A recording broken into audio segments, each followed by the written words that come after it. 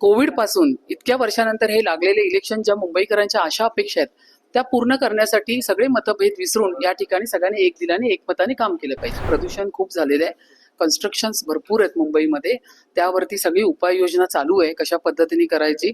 पण प्रदूषण मुक्त मुंबई करणं हे आमचं काम असेल. मुंबईकरांना मी हेच आवाहन करेल की आम्ही तर आता कामाला लागलेलोच आहोत आणि ते सुद्धा मुंबईचे सेवक म्हणून आम्ही कामाला या ठिकाणी लागले. मुंबईकरांना हे सांगेल की ज्या पद्धतीने आम्ही मुंबईमध्ये सगळे नगरसेवक या ठिकाणी रस्त्यावर तुम्हाला काम करताना दिसतील त्यावेळी त्यांनीही आम्हाला सहकार्य करावं. माझ्यासोबत मुंबई महानगरपालिकेवरती भाजपचा महापौर तब्बल 40 वर्षानंतर पाहायला मिळणार आहे आणि त्या महानगरपालिकेच्या महापौर पदाचे उमेदवार रितू तावडे आपल्या सोबत आहे. रितूजी, तुमचं पहिले लेट्सअप कडनं अभिनंदन. आणि किती चॅलेंज असणार आहे तुमच्या पुढे? तसं बघायला गेलं तर एक 44 वर्षानंतर भारतीय जनता पक्षाचा महापौर या ठिकाणी बसणार आहोत, त्याचा मला खूप आनंद आहे. आणि इतक्या वर्षानंतर हे महापौर पद बसल्यानंतर त्याच्याबरोबर मला जबाबदारीची जाणीव आहे.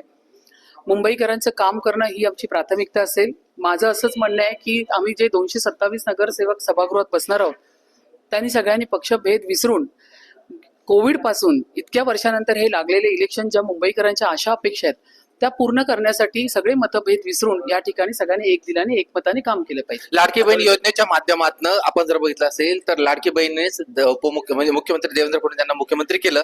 आता तुमच्यावर खूप मोठी जबाबदारी असणार आहे की मुंबईतील लाडक्या बहिणीला त्यांच्या माध्यमातून त्यांना कशा पद्धतीने तुम्हाला सुखसोयी देता येईल, त्यांचं संरक्षण, ह्या दोन गोष्टी खूप प्रायोरिटीच्या असणार आहे तुमच्या पुढे. आता हा, आमच्या महायुतीने आमचे जे मुख्यमंत्री देवेंद्र फडणवीस साहेब, आमचे उपमुख्यमंत्री एकनाथराव शिंदे साहेब यांच्या माध्यमातून लाडकी बहीण ही योजना आली. बघा, मी तुम्हाला सांगू इच्छिते, ह्याच्यापूर्वी मुख्यमंत्री उद्धव ठाकरे होते पण त्यांना हे कधीच सुचलं नाही. लोकांच्या हिताचं, महिलेच्या भगिनींच्या हिताचं ते आम्हाला सुचलं आणि आता आमची लाडकी बहीण ही लखपती दिदी होणार, ही योजना आम्ही आणतोय. मुंबईतील धुलीकरण आणि स्वच्छतेचा विचार जर केला तर रस्त्यावरती आपण जर बघितलं मोठ्या प्रमाणात पार्किंगची समस्या आहे आणि सर्वात महत्वाचं प्रदूषण, मुंबईला वेढा घातलेलं प्रदूषणाने.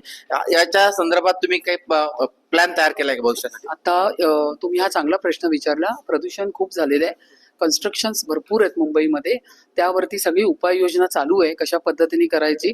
पण प्रदूषण मुक्त मुंबई करणं हे आमचं काम असेल. ठाकरे सेनेकडनं तुम्हाला चॅलेंज केलं जाणार आहे, तुमच्या विरोधात ते उमेदवार देणार आहे. तुम्हाला काय वाटतं, त्याचा फरक पडेल तुमच्या म्हणजे निवडीवरती? अजिबात फरक पडणार नाही. त्यांना त्यांच्या पक्षाची जी भूमिका आहे ती त्यांना करू दे.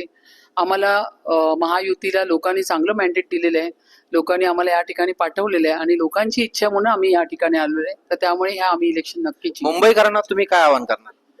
मुंबईकरांना मी हेच आवाहन करेल की आम्ही तर आता कामाला लागलेलोच आहोत आणि ते सुद्धा मुंबईचे सेवक म्हणून आम्ही कामाला या ठिकाणी लागले. मुंबईकरांना हे सांगेल की ज्या पद्धतीने आम्ही मुंबईमध्ये सगळे नगरसेवक या ठिकाणी रस्त्यावर तुम्हाला काम करताना दिसतील त्यावेळी त्यांनीही आम्हाला सहकार्य करावं. धन्यवाद. हे होते रितू तावडे, प्रशांत गोडसे, लेट्सअप मराठी, मुंबई.